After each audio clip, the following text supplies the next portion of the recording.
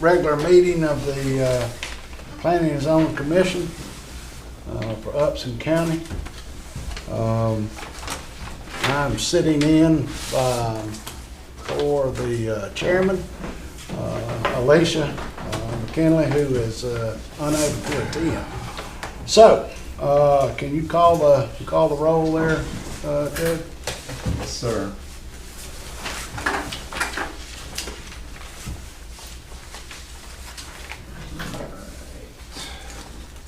Commissioner Pitts. Here, sir. Chair McKinley. Commissioner Hilton. Here. Vice Chair Beatty. Here. Commissioner Dawson. Here. You have quorum, Mr. Vice Chair. All right, thank you very much. All right, can I say everybody had an opportunity to read the minutes from the January meeting? Yeah. Can I entertain a motion for approval? I'll make a motion. Thanks. Second.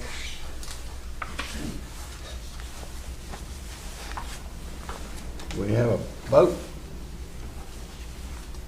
for approval? Oh, yes. Yeah. All right, good. I think that's Unanimous? I think that's Thank unanimous. you.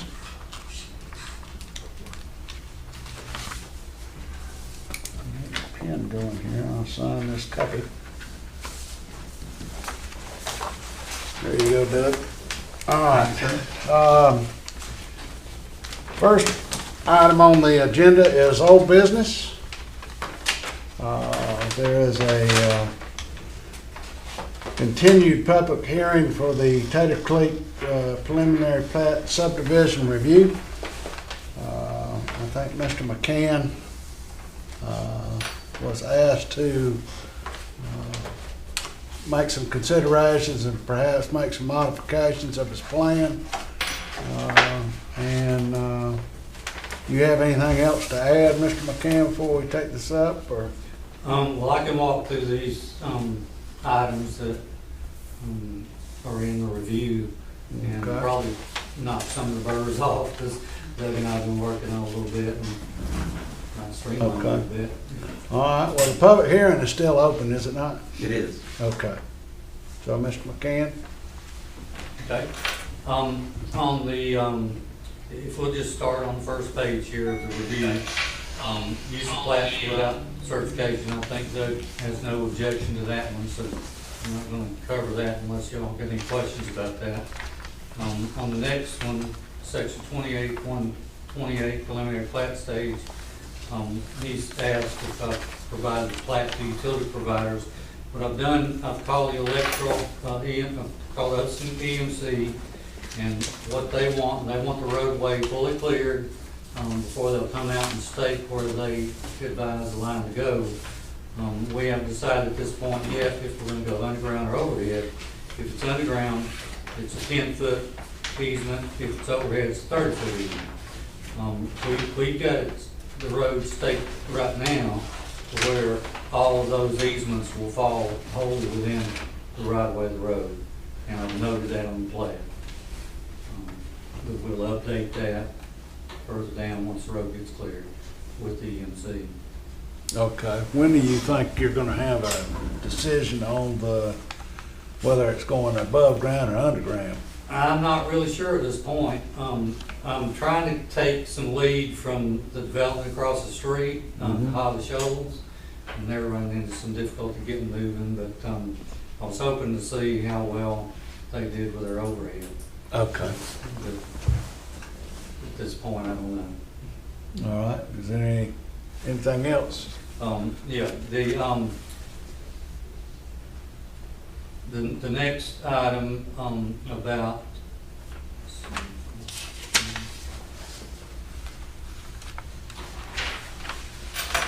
I think I made a request last time that I want to extend the 2-year period to 3 years. I'm going to waive that 3-year request, and I think we've done that. Doug and I are not sure what submittal everybody's looking at, because there was a little bit of confusion in the last couple of days. But we won't have that 3-year request in there at all.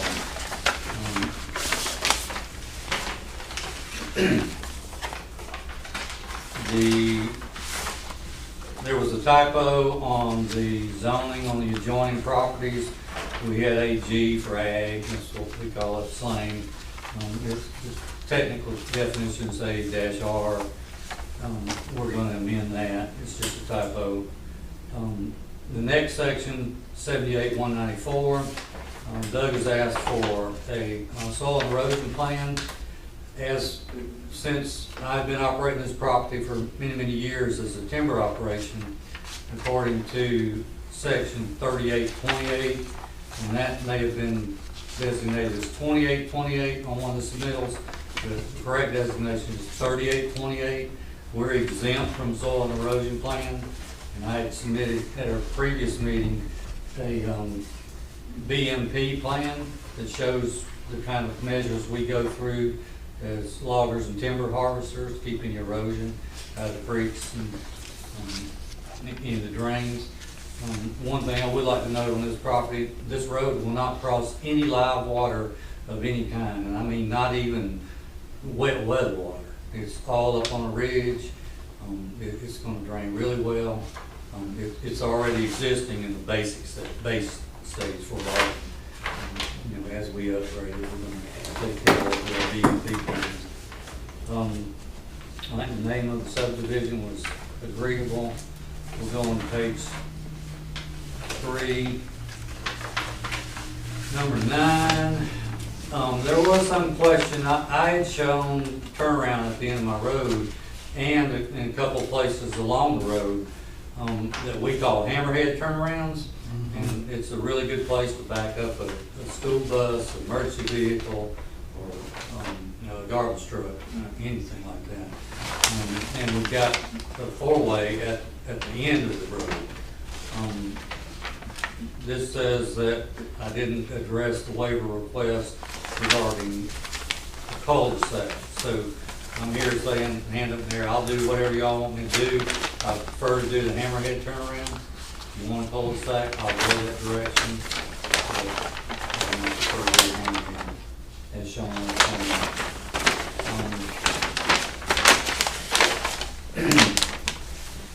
Page 4, Article 5. Individual water supply. All these lots are going to be 20-acre minimums. I've been using Randy Chastain with Virginia Wells for years.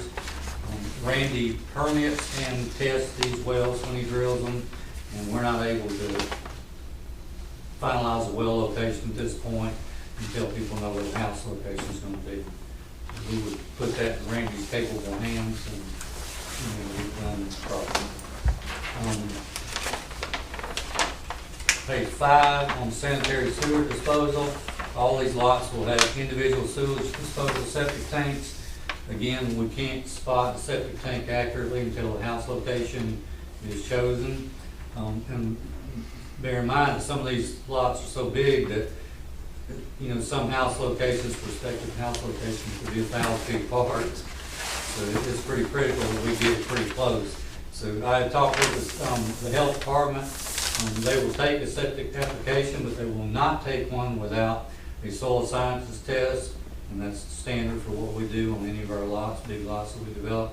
We have a soil scientist not on staff, but on call, and he goes out and does the soil sciences test, and if it's good, then we start the application process. So we can't give them any drawing now because they won't know how to comment at all.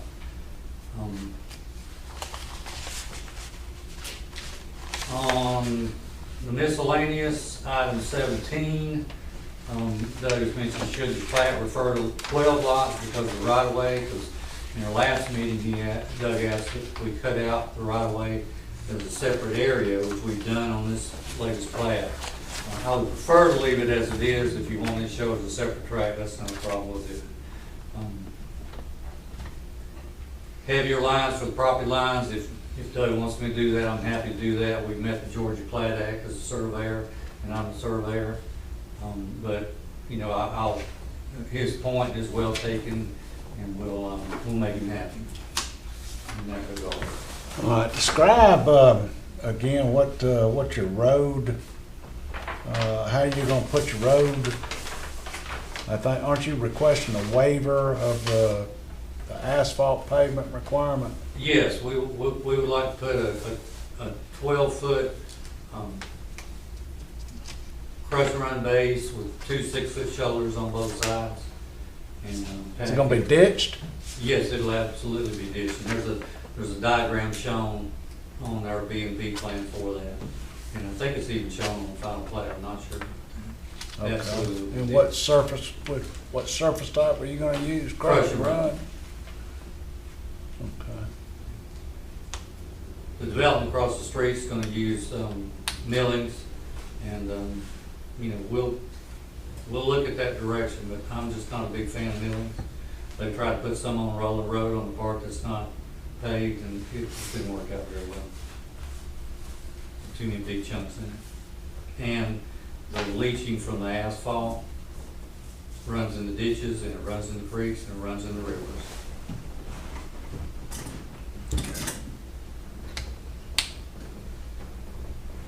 Okay. Got any of y'all have any questions? On the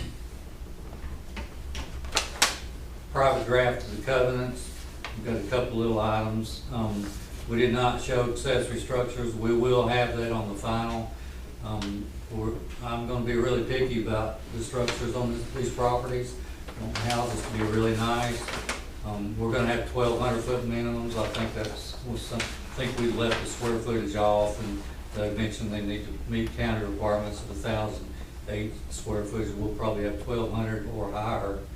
And we will permit a main residence on property with some notation regarding accessory structures. Accessory structures could be mother-in-law suite, live-in suite attached to the house, something like that. That's gonna have to be done nice. And what we're gonna try to do is get people to give us architectural drawings and site plan before they even start, and get approval from that from the developer, which is us.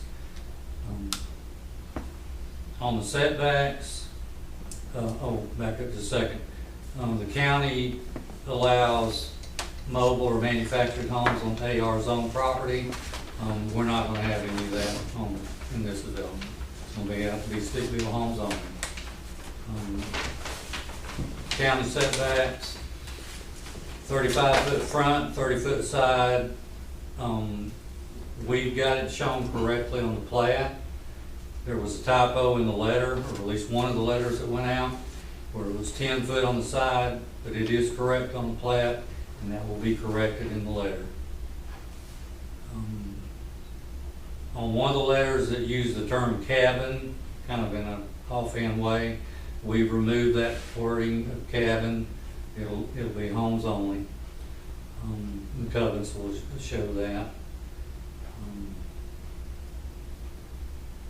Down a little further past number 12, where it says bulleted covenants and rules, AR property may be subdivided into 2-acre tracts smaller than the 20 acres. We're going to have minimum 20-acre tracts, period, and they can't be divided for about 12 or 13 years. And that's due to some promises I've made to my neighbors, one of them being the Bruton family, who has a large tract property in there, and Mr. Chris Collins to the south of me, who owns now about 600 acres as a private family farm. So we're going to keep it 20-acre minimums for quite a few years.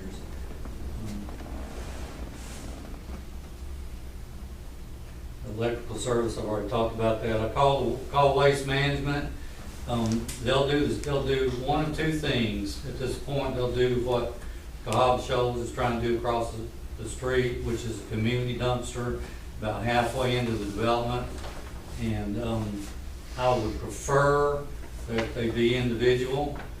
My gut feeling is, in talking to them, that once they see the road and how nice it's going to be, and if they can get turned around with a garbage truck, they'll let us do that. But they have some reservations about that at this point, but they don't have any reservations about a community dumpster. It's a 2-year contract. We sign a waiver of liability for that, and enter into it, and they take care of it. And I think that covers everything, unless I missed something. I'm open to any questions. Any questions? All right. Nobody else? for a public hearing. Can we close the public hearing now, or do you? All right, we'll close the public hearing, and do you have any staff reporting, or? Well, of course, you've got my staff report. I'm sorry it's not going to be up on the screen tonight. And he did a very good job about going through the points in the staff report. I guess there was only one point of difference, and that's on the land disturbance.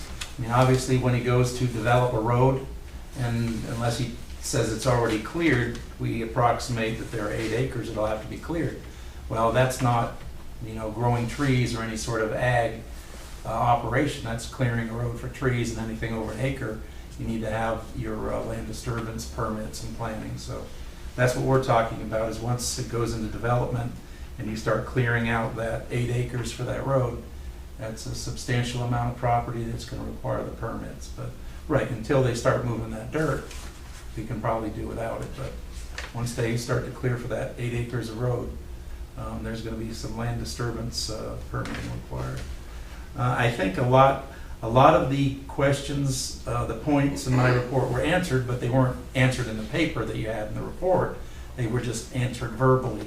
So I guess as long as you're satisfied that the answers you don't have on the paper, but between what we received orally and we've got on the paper, and you want to proceed, that's fine. There are some minor adjustments that you heard that are errors, typos on the actual plat itself. Whether you want to hold them up for that or not with permission or permitting the final plat, I mean, that's up to you, whether those issues are big enough. I would ask that if you are going to approve it tonight, that we have all the waivers. We go through each one of those waivers individually. There are individual approvals that you have to go through. Let's go through each one of those individually. And then, of course, the final approval is for the overall plat, as we understand that there may be some corrections needed, and some minor corrections or typos that are on there. How many waivers is there, Joe? I believe we're down to 5. Okay. And you've got 3 I don't know that I have those in and I front think of me. 5 waivers. We can discuss the waivers and then vote, or you want to discuss them beforehand and then go back? Okay, what are the waivers again? All I don't right. have them in front of me. I thought I grabbed We're them. gonna vote on each one individually, right? Yes, we will. I'll just review them. Yeah, you should have the staff report right there. Let's see, the first one is selling some of the property prior to approval of the subdivision. We have a section that says that basically things can't be sold until that point. That's waiver number 1 on page 1. I don't have any objection to that. Let's see, waiver number 2, we heard was canceled, and that was the request to go from 2 years to 3 years, so I guess we don't need to consider waiver 2, consider that withdrawn. Let's see, waiver 3. That's the cul-de-sac issue. Basically, he doesn't have a cul-de-sac in there. They have those, the hammerhead, the one, not, the extra ones are great, but the one at the end is the one that would have to be a cul-de-sac otherwise. So you've got to decide, yes, you'll accept that, and you won't accept the hammerhead, or you'll want the cul-de-sac and he needs to go back to that. And then this road is actually way longer than what's allowed. It's 4,500 feet long, and by the ordinance, it's a lot less, half that, less than 2,000. So that's a consideration. I will point out that we had a similar issue in Cahaba Shoals, and okayed that extreme length compared to the ordinance. And waiver number 5 is the road itself. Number 1 is a private road. Those can only be approved by the planning commission. And then the fact that they're not going to pave them as required, or paved it as required by the ordinance, that would be part of that waiver too. Approving a private road and not requiring the paving. And that should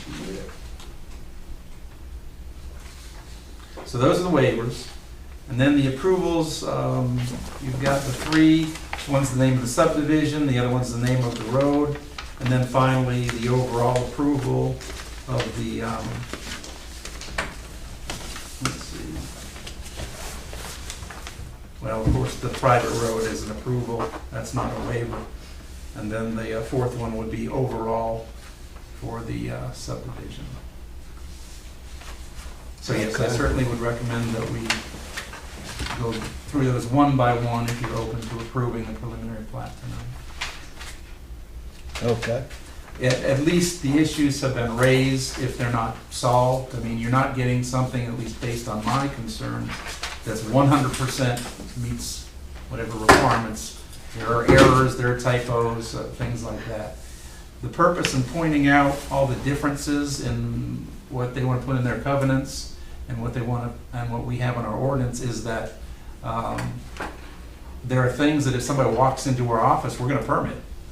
We don't enforce those covenants. So as the developer, as long as the developer is involved in the project, they're going to have to, keep a tight rein on their folks, on their residents, because if they come in for a permit, we don't check covenants. As a matter of fact, we don't have a list of them. I couldn't Right. tell you who has them. We permit whatever meets our codes. If that's contrary to your covenants and your subdivision in your neighborhood, that's something that you've got to deal with privately. So the fact that there are so many issues that they are stricter on, that's fine. We just want to make sure they understand that this is a difference, and we would issue a permit for something that they're going to prohibit. They just need to be aware of that, and this is just making them aware of that now. And certainly, there'll be a lot tighter scrutiny when they come in for final plat, because we will have to have every I dotted and every T crossed. Right. Well, several similar issues have been before the commission, and I think we understand that. And it's really up to the homeowners association, if one exists, to deal with those kind of issues. A violation of a covenant as opposed to, a county ordinance. All right. So, any suggestions on how we proceed? Do we want to just, like you said, go through them one by one? You tell us what they are. We can. Right. Yeah. I think, well, this is so that you understand what you're voting on, and that way it's very clear what got approved, or if you actually don't approve some waivers. Certainly, we need to be considering one at a time. Okay. I guess the first thing is everybody's open to approving the preliminary plat tonight. That's the first thing you need to check. And I guess All right. silence is consensus, so, okay. All right. So Well- the first waiver that, let's see, 3 and 4. well, you're still selling the property to the neighbor, right? Yes, that's correct. All right, so that would be waiver number one, And that's is where, gonna be 11 lot. right, well, two of them, the 1 acre lot, and what's the size of the other one? About 8.5 acres. So you got those two smaller ones, they're being sold. The ordinance does not allow that. He's asked for waiver to that requirement. I don't see any difficulty. So the waiver you're considering right now is the sale of the property before the final plat's approved. All right. Can I have a motion? All right, any discussion first? First of all, any issues or concerns regarding the sale of these two lots? Joel, Yes, sir. do you have anything? No, I'm ready to go. Okay, so, all right, can I have a motion then? I make a motion to allow it. Is there a second? Second. All right. All in favor? Aye. Aye. Unanimous, thank you very much. Second waiver. We're on page 2. We've canceled that. That's where they wanted the extension for 3 years. So Okay. that's been withdrawn. We will expect that the deadline is that you see the final plat no later than 2 years, assuming that it's approved tonight, no later than 2 years from tonight. All right, next one. Waiver 3 and 4. That is the hammerhead versus the cul-de-sac and the extended length of a dead-end road to almost 4,500 square feet. So that's sort of, if you want to take one at a time, they're sort of, they're both related to the road. Quarters of a mile. All right, any discussion on this waiver request?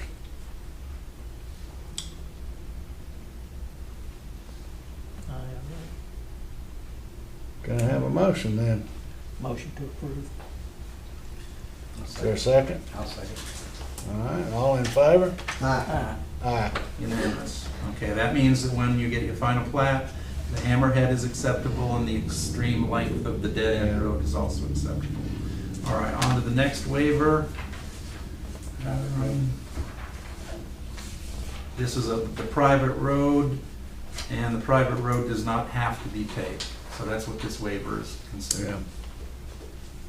All right, any discussion, first of all? If not, can I have a motion? Motion to approve. Is there a second? I'll second. All right, all in favor? Aye. Aye. And actually, technically, that's permission. That's a permissive thing, approval of the private road. The waiver is not paving it. Is that road gonna be gated? Yes, it is. Okay. Yes, sir. All right, now we're on to the other approvals. You've just approved the private road.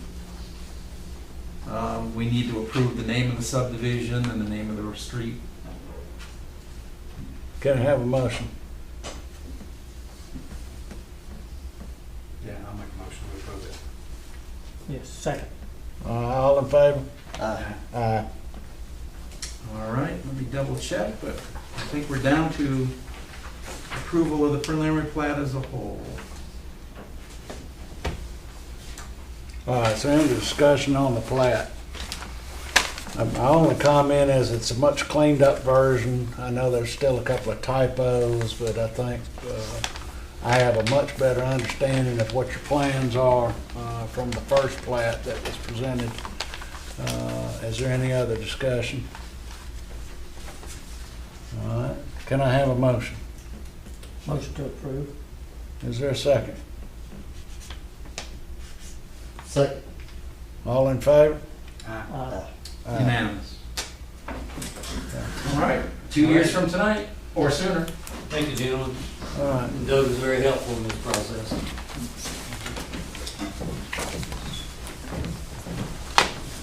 All right, moving on. I think we have a guest speaker tonight, the Honorable Jared Blunt. Jeremy Blunt is here to discuss the gateway ordinance and ordinance enforcement et al., so to speak.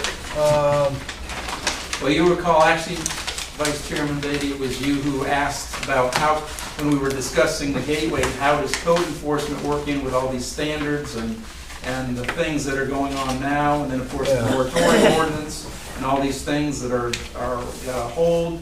So that's what I've asked Jeremy to speak about tonight. You know, as a board, I feel like our commission, I don't know if we're a board or a commission, I think we're a commission. Planning Commission. We have been quite busy over the past couple of years with various and sundry ordinances,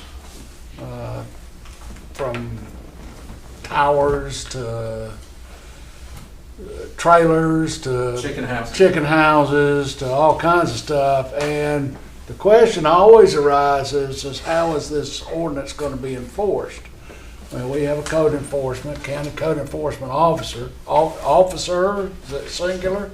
Yes, I'm the only one. Only one, all right. So here's your opportunity, gentlemen, to ask Officer, I guess, Code Enforcement Officer Blunt, any questions? But I think specifically was the gateway ordinance, what and how was this ordinance going to be enforced? So if you could just generally maybe discuss enforcement, enforcement actions on a general sense, and then if there's a specific job function or maybe guidance you received from the folks you work for to emphasize a particular style of enforcement or a particular ordinance to enforce? If you could kind of describe that for the board, for the commission, I'd appreciate it. Yes, I guess I'm kind of, the moratorium for the businesses, I'm a little bit just as questioning as you are, is that just in order for us to come up with either better ordinances than what we currently have or stricter ordinances than what we currently have. Now I do basically here recently either enforced black property if it's getting part where it's run down such as that, or it's a nuisance property. I do have a nuisance ordinance that I can write them for. The occupation tax, of course, if they don't renew their occupation tax or business license, or if they have any state issues license that they require to carry, I get the opportunity to check and make sure they have that valid. Mostly those are dealing with either your convenience stores, your used car lots, stuff like that. Now, yes, I do agree, some of them are nuisance and blight areas that you do see, but, sorry, that was supposed to be off. I know some of them are blight in areas, and I have addressed those issues with a couple of them on the north end of town. But I kind of understand the business owner's argument in a sense. I try to be more of a open ear, but one listen to one, and then the other ear is like, this is, it's an ordinance. As far as rules, you gotta, now, under this moratorium, I'm all for if it's something we need to put these business owners on notice that, hey, something's new fixing to come, is in a new ordinance, either the upkeep in front of your buildings, your parking lots such as that needs to be maintained, and kept up, not just let it go downhill and like they currently have such as that. I'm all for it, but like I said, they've been around for many years and they look like this for many years, so I'm kind of in question just like y'all are really.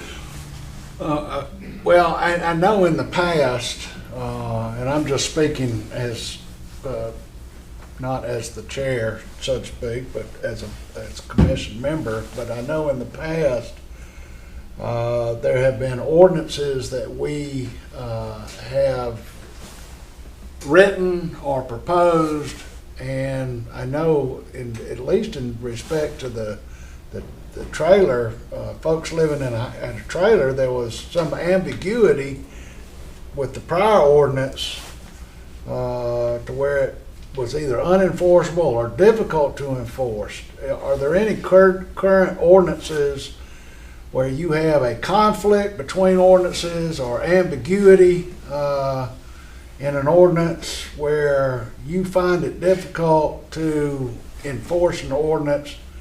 I guess the main one I kind of think that comes to my mind is on the used car lot.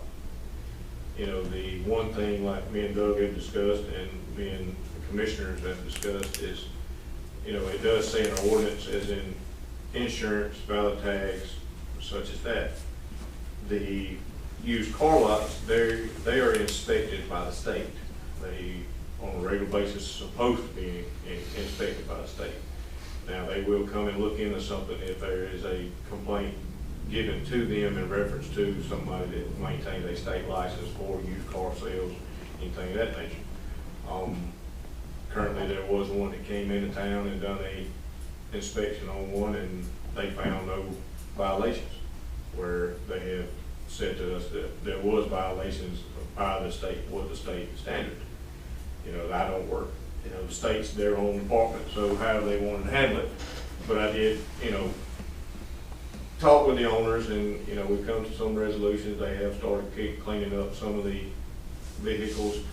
The issue there that I'm speaking on is, a used car lot has a blanketed insurance policy.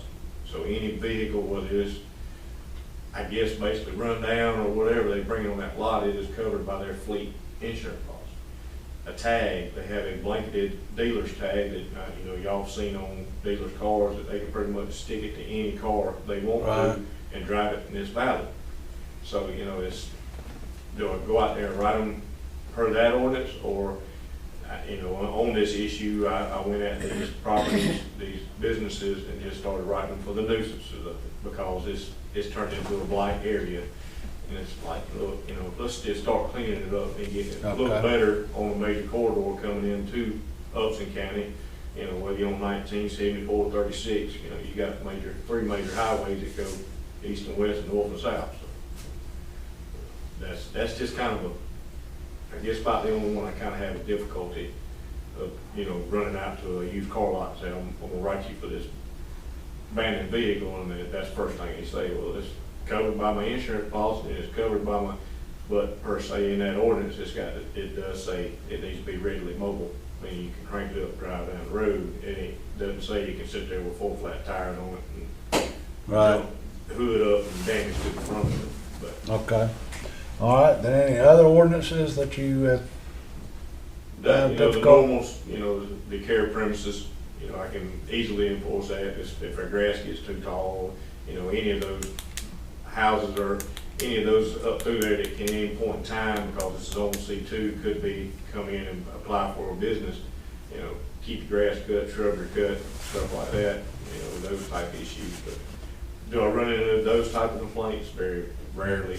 Well, how do you prioritize your work? I mean, you could be as busy as you want to be, I would think, in ordinance enforcement. But so how do you prioritize it? Do you mostly respond to complaints, or do Mostly you I go respond- out and look for stuff? I do both.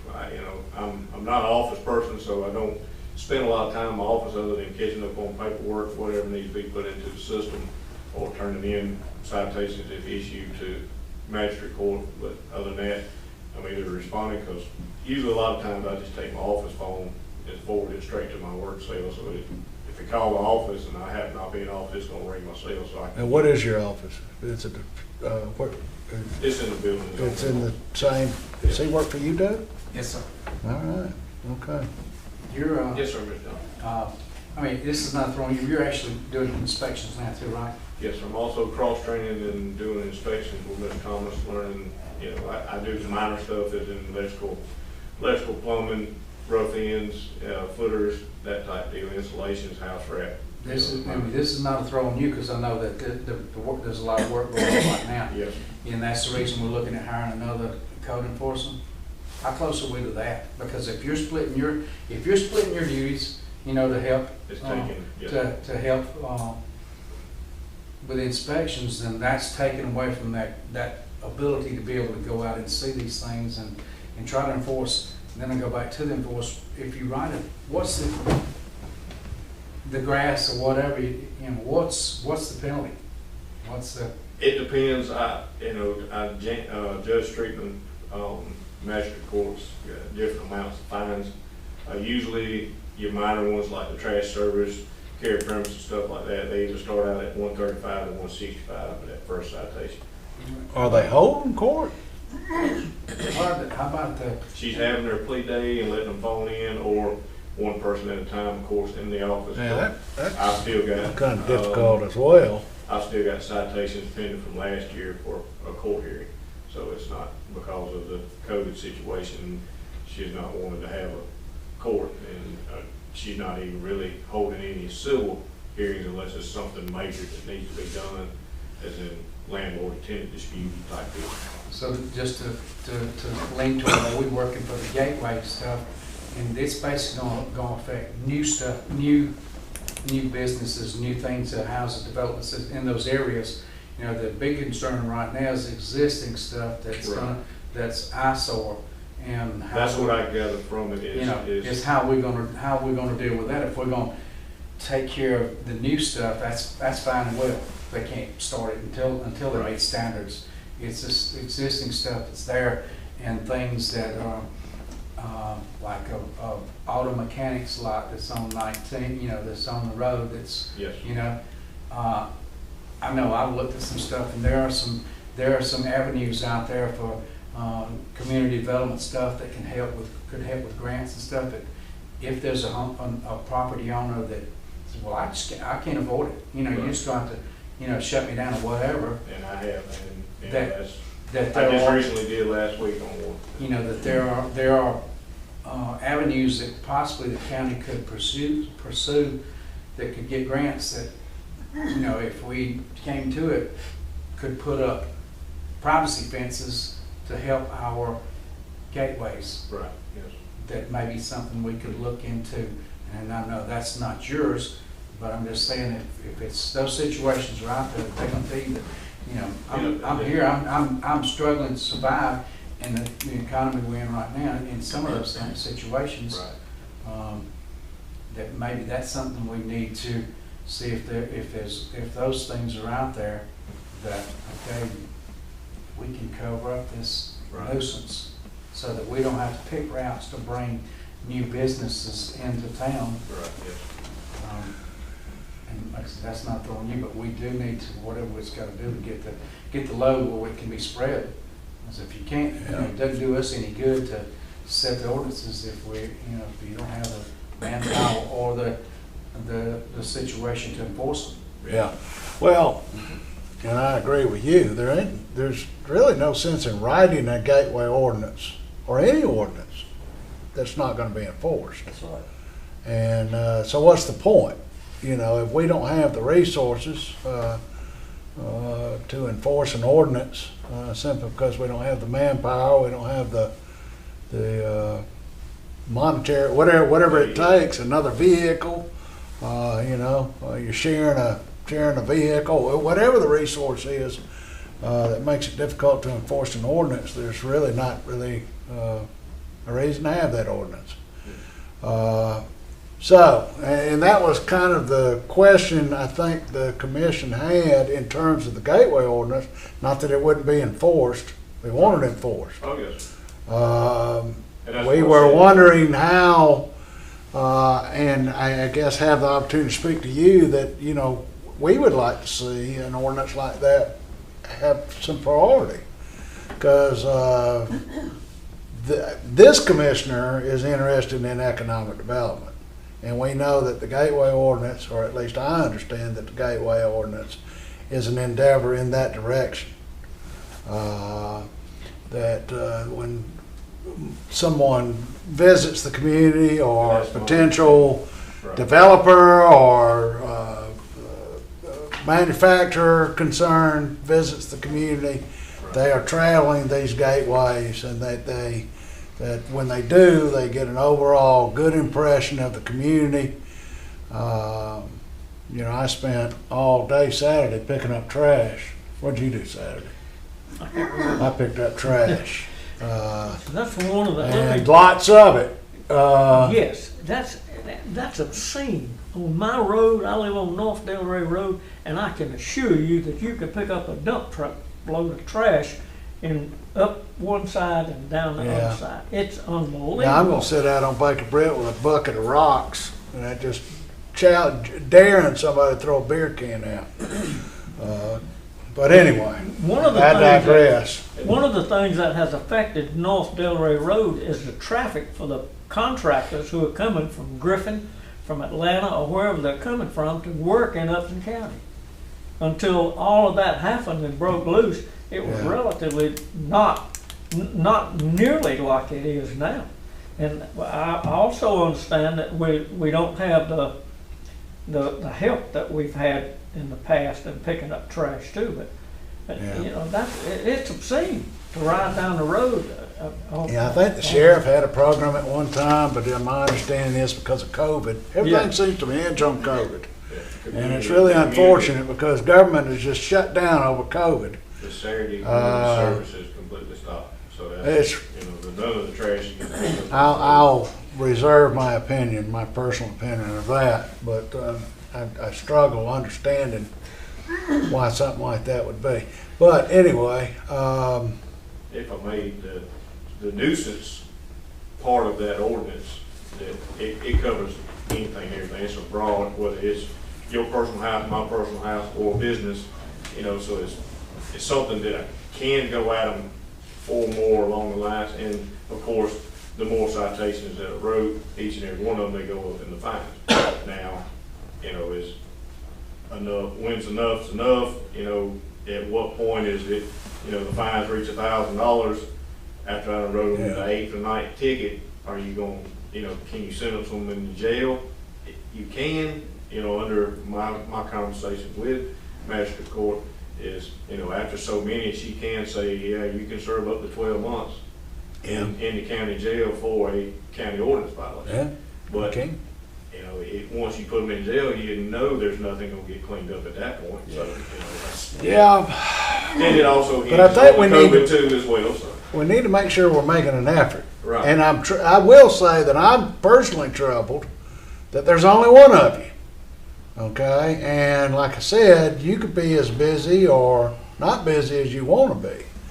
I would personally like, you know, because again, it all goes back to community development and economic development and living in a community that you want to live in and have the opportunities that you want to have. You know, and it's one hand washing the other, so to speak. So if the ordinances aren't being enforced, again, circling back to my prior statement, what's the point in having them? So I'm troubled that there's only one of you that, and I will be talking to my county commissioner to see if we can get some resources. All right. Is there anything else? It's been Anybody have any discussed. questions? How far along that is. Sir? I said, it's being discussed, and I don't know how far along that is. Okay. I think there's probably room for 3 of you at least, personally. Well, you got, And, you you know, not know, taking into consideration also is the solid waste side of things. I mean, it's, yeah, you know, you get a list every quarter of who hasn't updated or who hasn't paid, is canceled their solid waste, so then you. so you do that as well? Yeah. See, having been in the enforcement game a little bit for the past 30 years, I know that you can specialize. You know, this guy does that, this gal does this. And, you know, you're just kind of a one-man band. So you're the guy with a, you know, a drum on his back and some cymbals between his knees and a, you know, playing a clarinet or something. That's what you're doing, Jeremy. And the demo. I don't know how successful you can be when things are like that. So. How will what you do, and I understand that we're talking about 74 and 36 and 19 and those roads, but those arterial roads that feed those, what part can I, again, the connector between 36 and 19 is Delray Road. Yeah. Yes. And you know, how does what we anticipate, is that gonna cover Delray Road, or is it just gonna be on 36 Highway, or is it just gonna be on 19 Highway? These are just main thoroughfares. The gateway ordinance is just for the main thoroughfares. Yeah. It's Yeah, not I the- know, but it those doesn't cover- people, It doesn't cover those connectors. well, I'm not but saying what it I'm should. saying is those people who trash Delray Road are gonna trash 19, they're gonna trash 36 also, and the Yeah. other roads that connect us, Yeah. those connector roads. Oh, there's plenty of trash to pick up on 19, I assure you. It's unbelievable. It really is unbelievable. And, okay. All right, is there anything else? Back to your statement, I am somewhat more proactive because I'm out here riding around, but, 90% of the time is on the phone, it's constantly ringing and, check on this, you check on that for me, or got so-and-so out here doesn't have trash service, they got a trashy yard, got trash bag piled up by the house. So you don't need to know whether to bang the cymbals or beat the Leave the drum. drum on my back. I understand. So, I got a better understanding of, And then just like today, we had 16 inspections on the sheet to be done. So, Yeah. Mr. Thomas having to do all that, plus Yeah. he's behind on doing plan reviews and getting permits put out. He's a one-man show, so I try to pitch in with doing. so you're a jack of all trades and a master of none. Yeah. That's it. So, okay. I have one other question that I'll Yes, ask sir. you. Have you been over Corporal Curve Road lately? Yes, sir, just out there the other day. on Friday, as a matter of fact. What can we do? Have you been on Old McCorkle Creek? When you left my house, you went that way.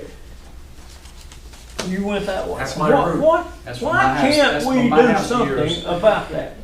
The wood pile, Do what? the wood pile and the. Well, the whole, The business or, That's unbelievable. yeah.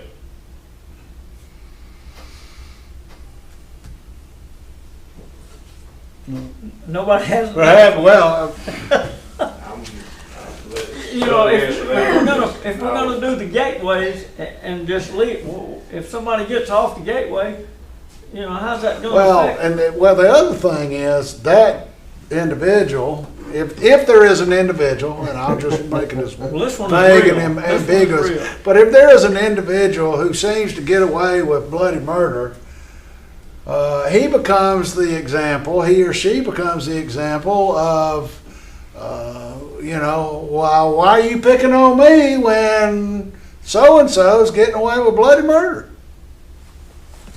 Why am I getting the ticket? Well, because why isn't he getting the ticket?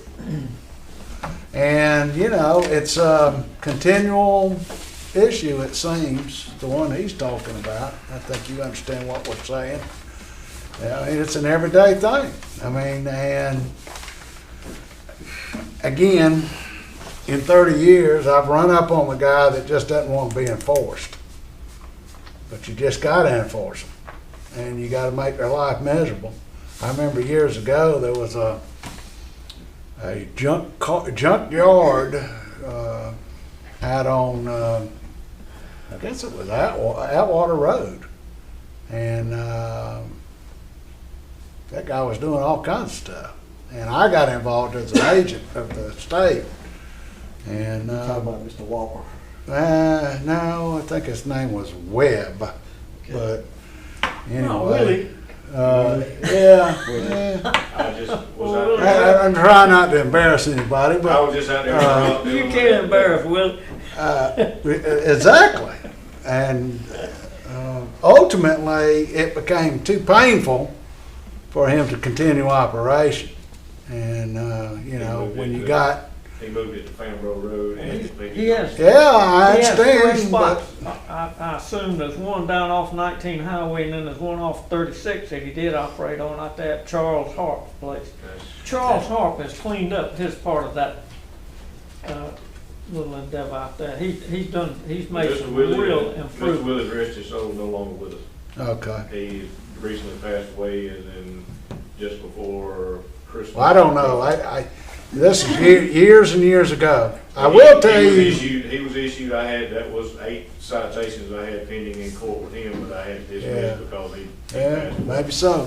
But I can give you this, Last Sage, felon, Miss Jan Parks. you are not the only one in this game.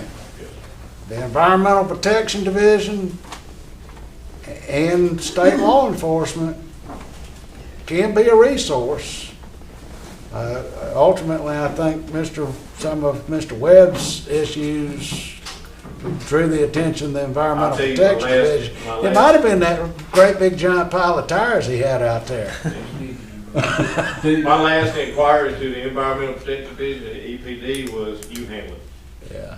I don't get any assistance. Well, okay. Jeremy, did you have a problem with people just dumping yard waste on these Yes. county roads? I've got 3 Yeah. cameras on the site right now, that's been there since before Thanksgiving, that I've been monitoring. Just dumping yard and house, trash, Yes. mattresses and stuff like that. Yeah. Okay. I've got my cameras out on different locations, but there's multiple locations around this whole county. And, some will even take it out Waynesville Road like they're going toward the dump. Is there And an, take immediate right on a certain road out there and just dump it on the side of the road and just, instead of going on, I don't want a mile down the road and going on to the dump. is there an Upson Beautiful campaign? I know Meriwether County has one. They call it Meriwether Beautiful. And 2 or 3 times a year, they collect trash and they have a information campaign and they encourage people not to dump trash. And I realize sometimes that's like talking to the wind, but In the last paper, there was a man and a wife that picked up a pickup truck. I forgot what the road was, but they had pickup truck just piled up with trash Yes. bags that they had picked up. You I talking forgot who about- it was, well, an yeah. article in the paper. All right, let's move along. Can we move along? Yes. Amen. Please, let's get back on, Okay. All right, is there anything else, Mr. Blunt? Sure. All right, we thank you. Do you have a card? I do in my truck. Go get some cards for us, because, you know, some of us may have questions, personal questions, or Mr. John's got comments or speed dial. concerns. Mr. Hilton's I got- might want you on speed dial myself, you know. I tried, but a one-man show, so, I know. Maybe we can get you a three-man, get you a little crew, a posse, so to speak. We call it the ordinance, the posse. yes. But I'm all, the gateway stuff is just, like I said, Mr. Dawson said, it's just gonna cover the main thoroughfares coming to and from of Upson County. The exterior streets, connectors is, my understanding of what I've gathered a little bit of info about it. It's Okay. not. But I do have some ordinances I can go with these businesses. Well, that ordinance is not in, But a lot I of. mean, I think it's in pencil at this point, so, if we say, major arteries, I may describe, out to a mile or half a mile, Right. I don't know. And, some of my research, I looked at some of these properties up, say, on the north end, that are vacant buildings or vacant, basically houses that, can run. They're owned by either a bank out of state or Yeah. some foreclosure company that's foreclosed on them, or even an individual has bought them sight of the scene from another state, so it's like. They'll take a ticket, If I certified could mail it to mail. them and tell them to e-sign it, I would do that, but the judge says, no, you gotta serve it in person, so it's like, put me on a plane, I'll fly to Missouri. I think there's ways around that. Get with me, okay? I have sent some to other I sheriff think if you agencies send that it said, certified mail or whatever, legally, that may be in person. That may be, because they have to sign for the certified mail. yeah. I'm semi-retired, don't mind flying. Yeah. Thank y'all, gentlemen. All right. Thank I will, Thank I will get y'all some cards, the ones that don't have All them. right, moving along, Gateway ordinance, overlay ordinance. All right, we have previously provided material, and, And you should have received tonight, well, you got emailed the other material, I finished that over the weekend, and then you should have one that looks like that was at your place tonight, we can go Yeah. through those changes. yeah. Well, it's 6:30. How long do you think it would take to go through the changes? 10 minutes tops. Okay, well, let's do that. And that's all I'll do. I will go through the areas you'll see there in bold, and those are the changes made from your last meeting. The very first one is on page 1 and 2. There was extensive discussion about what precast concrete is, so I used the resources of the county, and we have a definition. We can discuss that if you'd like. Otherwise, we have a definition. We'll put that into the ordinance so that it'll be clear what precast concrete is. Again, that's on page 1 and goes over to 2. Also, on page 2, you'll see that How does that differentiate between, again, I'm not a builder, what is the other thing, the stuff that looks more appealing to the eye? It's precast cinder block, concrete block, is that what you're talking about? well, no, you'll Yeah. see on the definition that precast concrete is slabs, beams, columns, walls, I stairways, see, okay. modular. This is the great big stuff. This isn't an I see, individual brick modular or block. slab. This Maybe is a whole something that was- wall or Real, something. real heavy. Okay. The others are split face block. Okay, That's all what they right. use on the schools and stuff. Okay, all right. All right, That's so fine. then I also modified the name here and made it a little more consistent with the rest of the zoning categories, districts, so we'll call it GC1, Gateway Corridors would be the name of the overlay. That's on page 2. Also on page 2, there was, and this came from your last meeting, where we're defining the district as those lots that are immediately adjacent to the right-of-way. Not 500 feet from, or the first 2 lots, but just those lots that immediately touch the right-of-way. On page 3, I cleaned up the distance or where the district starts or the definition.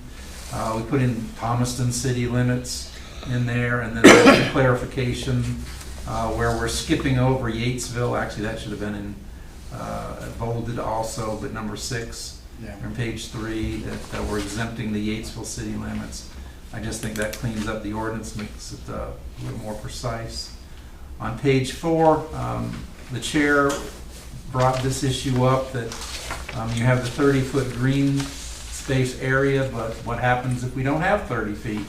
For instance, on US 19, where a lot of land was recently taken for the right-of-way. And hopefully the paragraph I've got there solves that problem. If it doesn't, we can certainly discuss that, but basically parking will give way to green space. If you don't have room, the parking can be put somewhere else. So the way this is written, if they have 30 feet, they must have 30 feet green space. Right. If they don't, Otherwise, if they don't have 30 feet because it's in conflict with the parking gives way. So okay, the green space would have priority, all right. and it can be accommodated in other ways.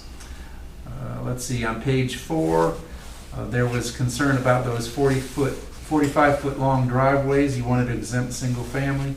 So you'll see some parenthetical area there where we exempt the single family parcels. I did confirm with what the chair said last meeting, is that comes directly from the city of Thomaston's ordinance. I think that was one of the efforts, was to try to reflect the city of Thomaston's ordinance as much as possible. So that did come from that language. Now, did I get any more clarification about why it was in there, what the purpose was? Not really. It's pretty much the way we have it is the way they have it. So They other probably than borrowed it from someone else. right, other than sort of the flag lot sort of concept, I'm not sure what else there would be. Right, on estates. On page 6, we talked about removal of the dead material from the trees, so I added that sentence that had been discussed. Page 6 and 7, this was the question you in particular had, Vice Chair Beatty, about what we have on the books for our billboards and the lines that are in the proposed ordinance. I highlighted basically where the conflict is or where it tightens things up. The revised language would say that the billboards are 6 feet in height and 12 in length, whereas the current ordinance is 14 feet in height and 48 in length. And then the square footage maximum in the revised language will be 75, whereas opposed, the current language has 672. So as the author of the original language that's in the ordinance now, I can tell you that this was researched. These are the dimensions of typical average billboards. The language that was proposed on page 6 and 7 is certainly, you can see, quite a bit less. And the fact that we are now recommending, again, I said this at the last meeting, that there is no part of these corridors that's in the gateway and part that's out. That's the same way your billboard ordinance is. The billboards ordinance covers all of those, the same places. It would have been different. You could have had tighter restrictions in theory if you had restricted to just that certain, mile or two of 19 or the first mile or two of 36 or 74. You didn't. You lengthened it out. So basically, the gateway corridor covers the same exact place where the billboard covers, because those are the only places they're allowed. So there was a discussion. Well, do we just stick with the current language or do we modify it? Here you go. That's all the ordinance language, 1 through 7 that you've got in the report, and you got the other language. So if you want to have a discussion about that, now you can do that, or later. Page 7, we had some basically maintenance. You wanted some maintenance language about walls and fences. So that's all that I put in there. It doesn't require any, we did not address permitting. And the only thing in there is making sure it's maintained and well repaired, etc. Now this is an issue that hasn't been strongly discussed, but I'll bring up now. You chose to delete most of the landscape language, especially the minimum standards. It came directly from the city of Thomaston, what I've given you here, whoops, and it's not Gateway, it's Gateway. I've got my own typo there. But anyway, these are the standards, the trees, the large trees, medium trees, et cetera, came directly from the city of Thomaston. Right now, after your revision from a couple meetings ago, you have no minimum standards. You reference landscaping, but it's basically wild, wild west, do whatever you want, and whatever you have, maintain. So I would certainly encourage you, maybe, if not at this meeting, at a future meeting, to revisit having some minimum standards in there, and at least in this paperwork, you have them directly from the city of Thomaston's ordinance. Okay. Right there. And that concludes the update of the, where you are with Gateway. That's a lot of polishing. I think it's definitely pretty much up to where y'all have it, so anything after this is either things you want to modify or add or subtract from what you've got. But I think all of the ideas that you talked about have now been put in there and polished up a little bit. Okay. Is there any discussion? Any concerns, comments? What about the billboards? That seems to be the only thing in Doug's very professional review of the ordinance, where there might still be some outstanding discussion needed. Do we want to? I hate a billboard. I will say that. I think it's one of that and telephone poles, two of the ugliest things man ever created. But I understand the reason they exist, and certainly the reason they exist on the gateways is for commercial purposes. So. I don't know, the easiest thing to do would probably be just leave it alone and let the current language stand. You know, but we could always revisit that at a future date. Well, I believe that actually the Board of Commissioners has revisiting the sign ordinance as one of the tasks for the Planning Commission this year. I'm not sure exactly what part or what aspects, but I think that's on the menu for 2021 anyway. Yeah. What about putting some language in here that memorial signs are encouraged? You know, they could become a fad. You know, I like the memorial signs. First of all, they're eye level. You know, they're, you know, instead of looking up here somewhere, you're sort Well, of you're talking about the looking- monument sign? monument signs. This Oh, is that's already in there. You have that in there as required. as required. As required.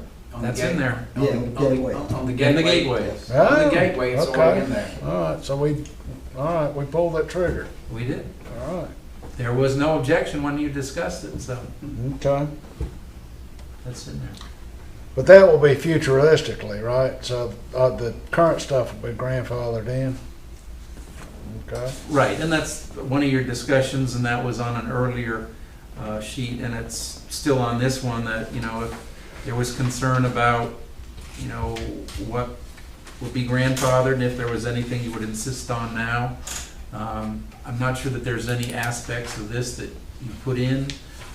The one example that I did give was that if a certain business was, say, let's pull out a number, doing a $100,000 improvement to their store, and they came in, you could have an ordinance that said, okay, if you're doing $10,000 to improve your building, how about $5,000 for landscaping?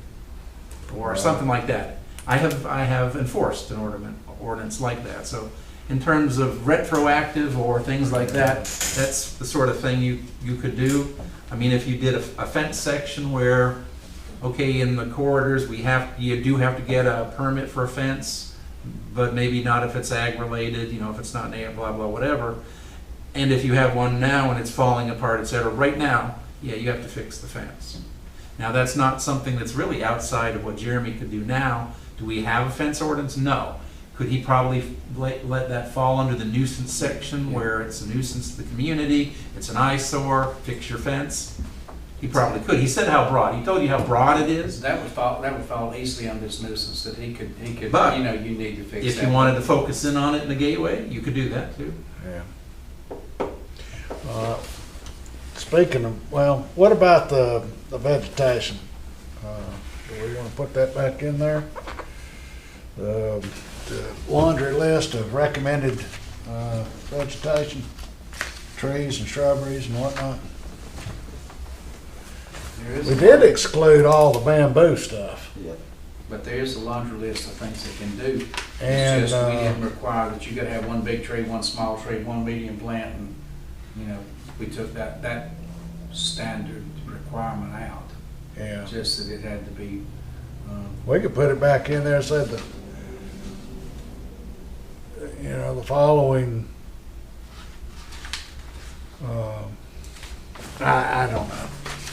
I Where is don't that agree that list? we gotta tell them they gotta put a one size tree and that size tree. If I had a business out there, I wouldn't want somebody to tell me I gotta put a tree up, that I gotta worry about Well, getting leaves I up think- year round. Yeah, I think it's just That's- saying that if you plant a tree, it has to be one of these. Well, yeah, that is in there, but one of the standards that was in there that, you had to have one of this, one medium, you had to have one Yeah. medium size, one large size. I- And I don't wanna tell somebody they gotta put a tree in there, that they gotta worry about keeping, we're gonna require them to plant a tree, and then they're gonna have to keep the leaves up and all that kind of stuff. Plant your grass, keep your flowers, whatever you put, maintain that area. But I don't wanna tell somebody they gotta plant an oak tree out there, and they're gonna have to keep, then fight leaves and everything else out of their gutters and their root system and everything else. That's, to me, that's just, Is that what we're doing? Well, number of things. One, landscape ordinances are bread and butter for communities. You'll find lots of them. Chances are, if you ever find a lushly landscaped parking lot, if you see them with islands with trees in them, that's probably an ordinance that requires that because of the money sometimes.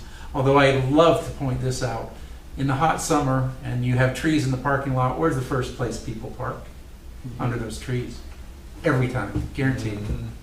Because I can never get a spot under those trees because everybody else has them already. But that's where they're required. This is very minimal. This is like a baby version of a landscape ordinance. We do not have a landscape ordinance in the county. This is like a baby one, and it's adopted word for word. If you adopt this, and I think that's what you took out, was the city of Thomaston's. The trouble with what you've left in is there's no standard. I could put one blade of grass. Hey, that's it, one blade of grass, I got it. There's nothing that says how many bushes, how many trees, etc. There's no minimum. You gotta maintain if there's something. What if there's nothing? I have to maintain my nothing, that's what I'm doing. So, especially in this kind of an area, I think you want, yes, minimum vegetation. We'd like you to do more, but at least do this minimum. I don't think this is too onerous. I certainly understand downtown, the issue where the trees are right next to the building. This is the first 30 feet of your property. Now, yes, if your building is 45 and 50, well, the difference between is not much, but all I can say is this is minimum. I think that to have landscaping in something that is gateway, to do the things that you talked about for economic development. And I would make the comment as a relatively new person to Thomaston, the initial widening you've got on 19 when they put on all those little trees in front of the businesses there on 19, it looks a whole lot better. And those are very small, minor bushes, trees, depending on how you trim them. And I think it's an improvement, generally speaking, in my opinion.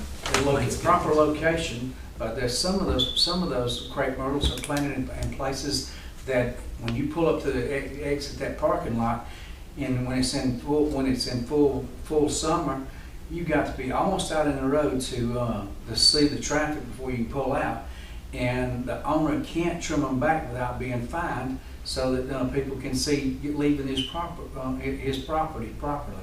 And that's what, a DOT rule, you can't trim?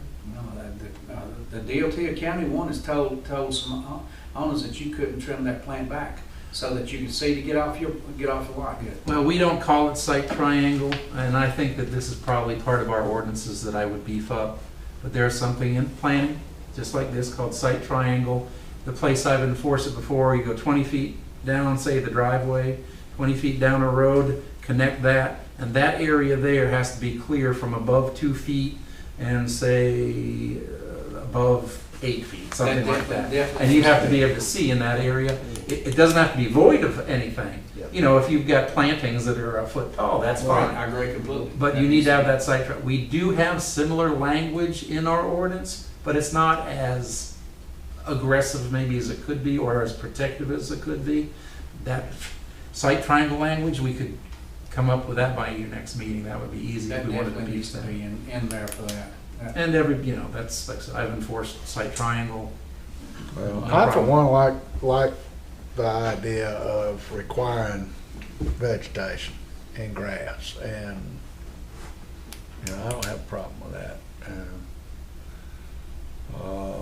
Vegetation and grass, I'm fine with, you know, as long as you don't have, you know, you require them not to have, you know, just a vacant, one sprig of grass, I mean, really. But there's no standard, you don't have a standard in there now, so the one blade of grass would meet the ordinance. As long as I maintain my one blade of grass, or none, it doesn't even require anything, I could have dirt, and that would be fine in the gateway.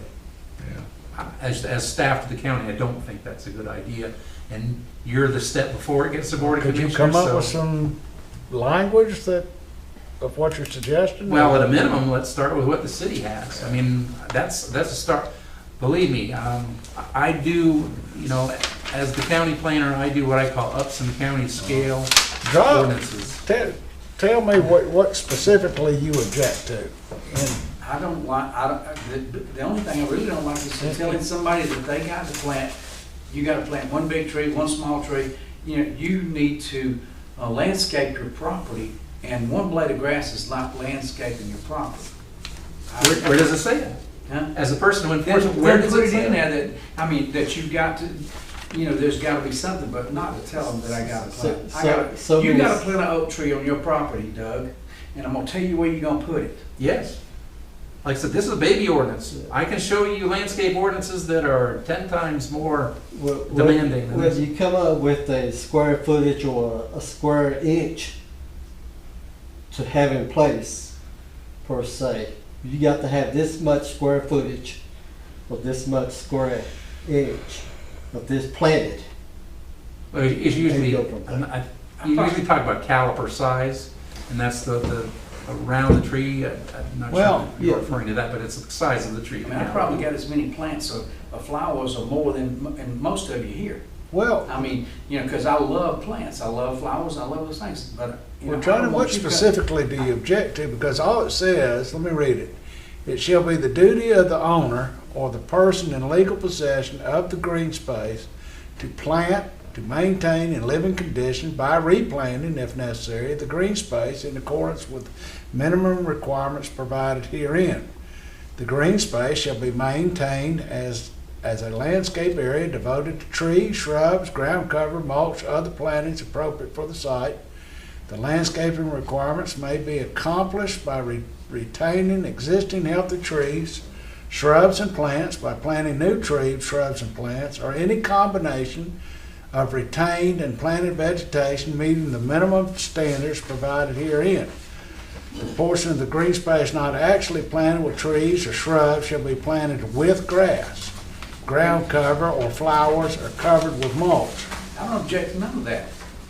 Right, but what we're But referring to, that minimum standard is what you're addressing. right, there's, if you look at page 12, that's the language that you took out. Right, that's right. This is what, again, I'm sorry we don't have our overhead, but go to page 12, and that's where I put the minimum standard language. Right. And that's what you took out. Okay. And that's where it does talk about, One large tree, one medium tree, one small tree, one utility tree or shrub. Well,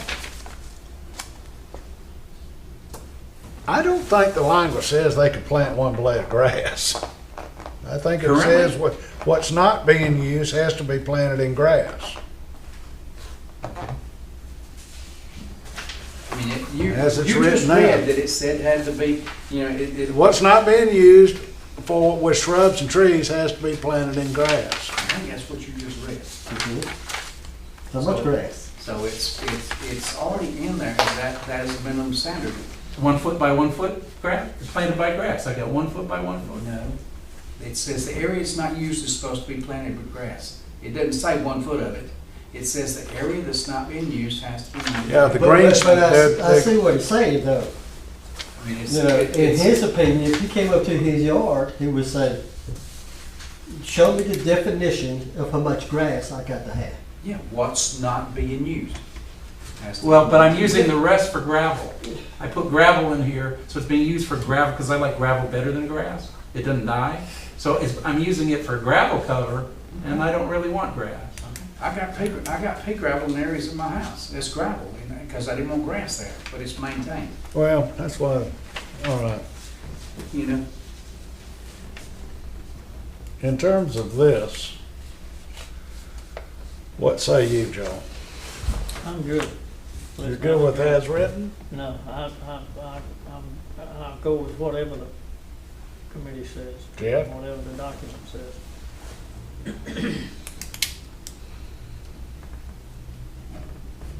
Come up with what you think is a minimum standard. And you're saying to go with this, what the city has is The what city of they should have. Thomaston, that's what he's recommending. I think it's pretty minimal. Yeah. Well, and again, we're requiring this because it's a gateway. It's a gateway to the community. And we want the gateway to be vegetated, to be lush, to be green. And I tend to agree with Doug. If some folks will get away with as little as they can get away with. And if we say all you gotta have is grass, that's all they're gonna have. So, you know, three trees that cost $40 a piece at Lowe's or Home Depot is not gonna kill somebody when they construct something on 19 or 36 or 74.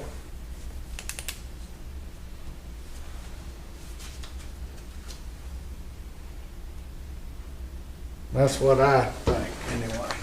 So,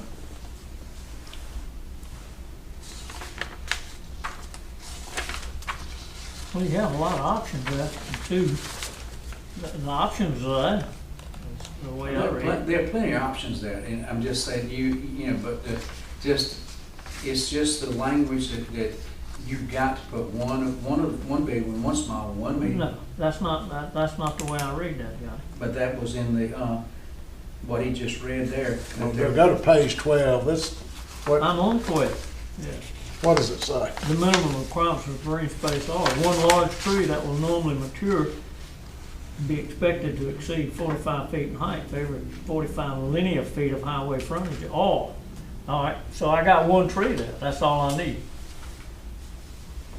I don't have to plant item 2, item 3, item 4, Yeah. item 5. So if I got one large tree or one medium tree that will, at normal maturity, be expected to exceed 35 feet. I don't have to do one large, one medium, and one small. I just do one. Just so it's clarified like that, I just don't see that we got, that it was, make sure that it doesn't say that you gotta do one of each of these, or. But that's not the way I read it.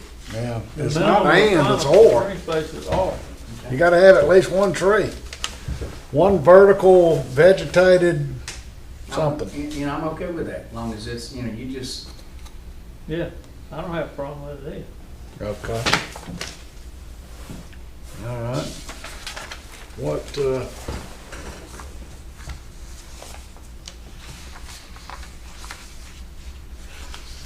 was there anything else that we need to discuss? Well, the only issue is on this, is are you now comfortable with the next meeting to go to public hearing, or do you want to have one more crack at this, maybe to see the landscape language put back in? And maybe even talk about it more in detail. Hopefully you'd have a full commission at the time. I mean, whatever. If you want to go to public hearing next meeting, we can do that, or if you want one more meeting before we go to public hearing, it's up to you. Let's say let's have one more crack at it.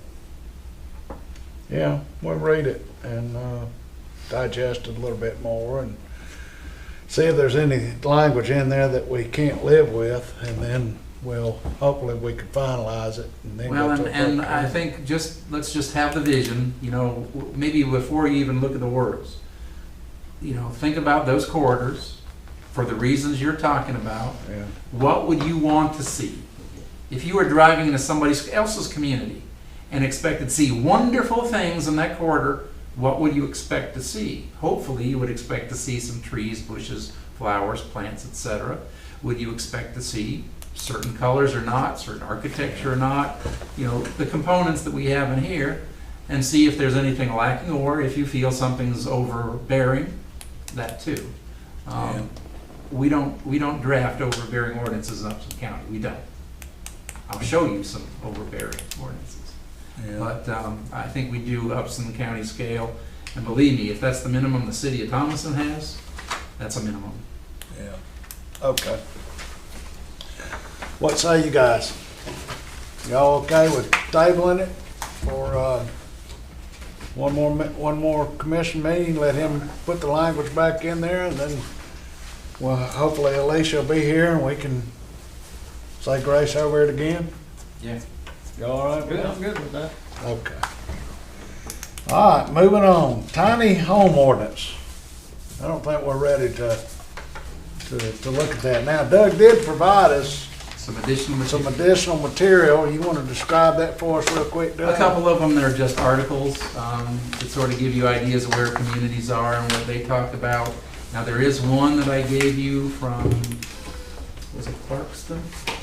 There are a couple of communities that I've been looking at and trying to get copies. You have one community, I was looking at Clarkston, Georgia, and that's not the one you have. You have the one that's from Milton, Florida. Mm-hmm. So you can look over the things there that they've got for their tiny homes. I will get you the other one from Clarkston. I just had a conversation confirming. I wasn't sure whether this was their ordinance for tiny homes, because it doesn't say tiny homes in it in Clarkston, Georgia. But when you look at it, it's like, okay, this must be it. And sure enough, she confirmed in a very late email that yeah, that's our tiny home stuff. So you can see how they approach it. And that's what the chair had asked for, additional communities and what they had. So you've got those two that I came up across on the internet, was Milton and Clarkston. So Well, the I think process seems to have been, and correct me if I'm wrong, we kind of give you some ideas and then you take some guidance from us and maybe draft an ordinance. I think and we then- have the big ideas. I think the Yeah. big ideas are that there can be in some zoning district or districts, a tiny home community, and I think Right. you'll see that in the literature that I gave you. And then maybe we would allow them in RV parks. Right. So those, you told me very clearly they will not be allowed in manufactured home parks, so that's, got that one. And that's basically where we are, is where they would be allowed. I think what you'll see in this literature is maybe some more detail, Okay. and, All right. and we can go from there, but certainly it's, that would be a big chunk for us to take on tonight, and you're almost done with this one. So I think maybe getting a little more serious about tiny homes at your next meeting. Yeah, Probably a good idea, I agree. Yeah, especially since you're almost wrapped up with this one. yeah. All right. I'm all right with that. All right, so y'all all right with moving along? All right. If so, there's no new business, no other business. All there is some, you have any announcements, Doug? Yes, I do, if the planning commissioners don't have any announcements. First, you can share with us your experience looking at the as-needed consultant process and what you think, but just to give the overview, we have a committee. We have received 4 submittals for our as-needed consultant. The way I envision it, and I worked this before, we'll hire a planning firm that'll do maybe some of these ordinances, maybe write the next comp plan, whatever you come up with, and/or the Board of Commissioners. And if Doug doesn't have time to put, or they want 3 or 4 of these ordinances at once, we would use this firm, negotiate, what the product is gonna be, what the price would be, and they would come up at some point with a product that was asked for. What you do is you hire an as-needed, so that they're sort of on your staff, but they're not on your staff. We know who they are, we understand what they're gonna cost, we're not out there fishing for every project. If we have a project, we're going to use them. So that's where we are right now. We asked today, they've had about a week, maybe not quite a week, they've had the 4 proposals. It's called statements of qualifications. It's not a bid process. We just are, what are their qualifications? What are their staff? What sort of projects have they worked on? Is that somebody we think as Upson County we could work with? And, you know, they're more attractive or less attractive than the other candidates. And that's where we are. We asked today that references be checked. There are 5 members of the committee for checking references. And Sam, if you'd like to take it from there, the next step after this is by Wednesday, we've asked them to have their grades and basically who's their #1 candidate. Then we'll schedule a meeting to discuss the results and then either decide, yes, you know, we really want to interview 2 of these 4 or 3 of the 4 or all 4, or wait a minute, there's one that's so outstanding, we don't have to interview anybody, we know we want this one. Yeah. We have yet to get to that point. Like I said, tonight they're checking references. By 5 o'clock today was supposed to get them. And then Wednesday, they're supposed to have their score sheet to rank them as they like them. And then when we have our meeting, whenever that is to be determined, we'll discuss interviews, not interviews, who the best of the 4 were. Well, Doug's done a marvelous job providing, I was asked, Alicia punted to me. And you know, being a semi-retired fella, that does lawn care, and there's not a whole lot of lawn care in the wintertime, so I had the time. And so I've reviewed several, not in any kind of great detail. Don't be alluded, Doug, that, you know, I've read every T and crossed every I, you know, in these. But some of these companies are quite impressive and seem to have an extensive history in planning, community planning, and then I was asked to call the references for one of these applicants, and they seem to be very impressive. And I don't know if Doug's trying to steer, you know, the committee and it's kind of a search committee in a particular direction, but the company that I called the references for currently has stuff going on in several cities: Ackworth, Jackson, what was the other? Commerce, and what's that little town between on 985 before you get to Gainesville? Starts with a C, like Covington? Cherry something. I don't know. Anyway, called and they were very. This particular company will do as little or as much as you want them to do. It was interesting. Some of these some of these cities and counties actually had integrated this company into actually doing their code enforcement as an example. So they were contracted. So one of them did the fine collection and, you know, did a lot of it. Took building applications and reviewed those and did the inspections and so forth and so on. So I'm interested in our meeting to see exactly what we intend, because their fee schedule was incredible. It was just like, it was mind-boggling. You know, and the way they break it down is if this guy is working on your project, he charges $180 an hour. If this person is working on your project, it's $120 an hour. If this person works on your project, it's $105 an hour. So I could see that if you had a pretty big project, you could run into some real jack pretty quick. So that's about all. That's kind of where we're at with that, though. So. And then the telecommunication ordinance amendments that y'all passed and the related zoning ordinances will be heard at the Board of Commissioners tomorrow. So that's, the first one of the ordinances that you've worked on in this chunk of 3. And I don't know what's going to happen to the Board of Commissioners. Mr. Pence, I guess, may be there. Or at least called.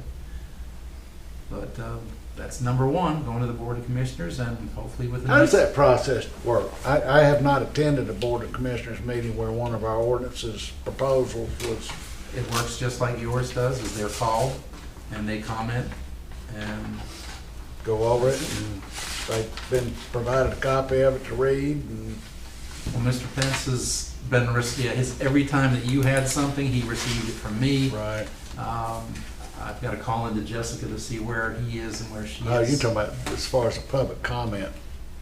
Oh, yeah, somebody has to call us and say, Right. hey, we're interested, please put me on the list, and by the way, I need the materials. Okay. Right now, Mr. Pence is the only one who's shown Well, I any know some interest. of our ordinances have been changed by the commission, so how's that process work? I'm sorry, what's been changed? Well, like when we did the RV, was it the trailer thing, didn't they change some things? Yeah, they'll tinker with it a little bit, and Well, which is fine, I mean, they're the governing authority, but I was just, I for don't my think own they've ever- edification, wondering what that process looks like.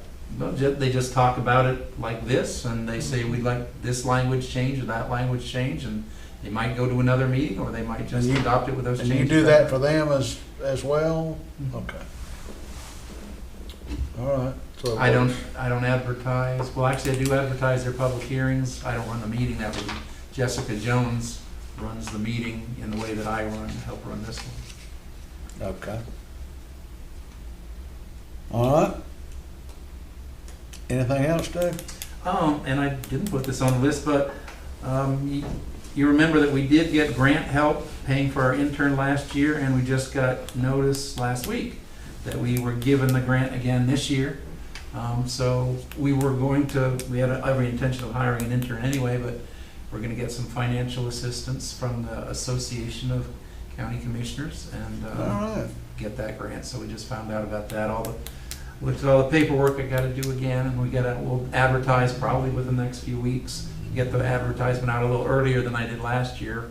And actually, University of Florida called us wanting to know if we had anything available. But in the discussion, I found out that they have 114 planning students they have to place. So you can imagine they would maybe reach out.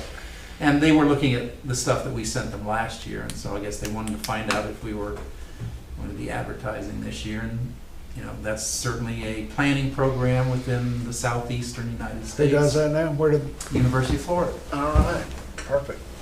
And earlier I talked to Georgia Tech, and there might be one of those students that would apply when our announcement goes out. So, Do you do a face-to-face interview? yes. Meg, she was from Mercer. Yes. Okay. And yes, that's it for me. Thank you, Mr. All right. Vice Chair. Anything from the commissioners? No. All right, I'll entertain the motion for adjournment. Make a motion. Second. All in favor? Aye. We are adjourned. I think you did an excellent job tonight. Thank you, boss. Thank you. I know it's kind of long-winded. I tried